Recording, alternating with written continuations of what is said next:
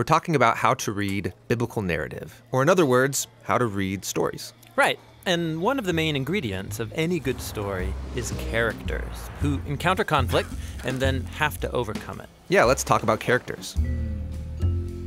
In most stories, we quickly identify with characters because, just like them, we're in our own story having our own conflicts that we need to overcome.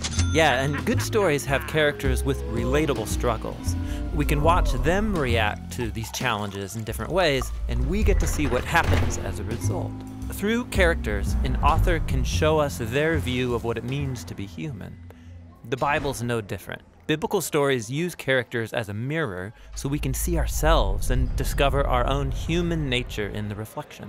The thing about characters in the Bible is that they could be hard to relate to. I mean, often there's very little detail given about them. Yeah, biblical authors develop characters differently than modern narratives. They prefer to communicate a lot through minimal detail. For example, we rarely hear what people look like in the Bible, but when we do, it's crucially important for the story. Like we're told that Saul is tall, and David was kind of a runt. And these become images of their moral character. Saul's height matches his love of status and power to impose authority, while David humbly accepts his low status and allows God to exalt and deliver him. So people's physical appearances are symbolic. Yeah, very often. Like Esau's hairy body fits his animal-like behavior, and Jacob's smooth skin matches his deceptive, slippery nature. What other clues do we get about biblical characters? Well, often people's names symbolize their role in the story. Abraham in Hebrew sounds like father of a multitude. Jacob means deceiver. Ruth means refreshment. And Saul, his name means the one asked for. He's the flawed king that the people requested. So by packing all this meaning with very little detail, biblical stories can do a lot in a little space. And they even leave out things that modern readers want to know about these characters. Like they rarely come out and tell us people's thoughts or motives. Right, like when Moses saw an Egyptian beating an Israelite, he kills him on the spot. But why? Was this righteous anger, or did he just lose his cool? And was it okay with God that he did it? Yeah, we're not told. Because biblical authors usually avoid giving moral commentary. They would rather have a character's words and actions reveal their motives and then leave us to judge their behavior by seeing the consequences. So in the case of Moses, this murder's the beginning of a pattern of his anger getting the best of him with bad results. This choice forces him to run and hide in the desert for 40 years. So it was a bad thing. But he does meet his wife out there, so it's a good thing? Exactly. It forces you to ponder. Through all these techniques, the biblical narrators keep their stories compact, memorable, but also engaging.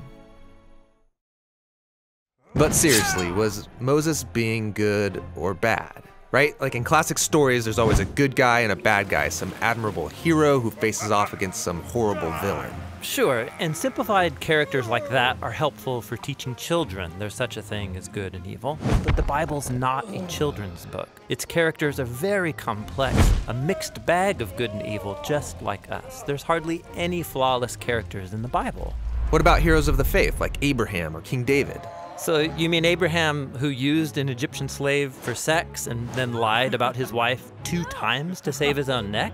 And David, the man after God's own heart, who sleeps with another man's wife and then murders him? These stories are anything but simplistic. They offer us realistic portraits of compromised people like ourselves. The real surprise is that God keeps working with them despite their failures. So, just because a person's called by God or wins a battle, becomes successful or wealthy, it doesn't mean the biblical author wants me to act like them. Right. It would actually be really dangerous to imitate most biblical characters. True. But there must be something admirable in biblical characters, something I can imitate. Absolutely. Pay attention, and you'll notice that most biblical stories highlight the moments when characters fail or come to the end of themselves, and then they choose radical trust in God's grace and wisdom. It's in these stories that the authors show us how to be a human who truly pleases God through humility and surrender. Yeah, the fact that God stays committed to biblical characters is a profound statement about the patience and love of God, who is also a character. Right. And by studying biblical characters, we can observe our own worst tendencies on display. And we see time and again God's gracious response that will see this story through to the end.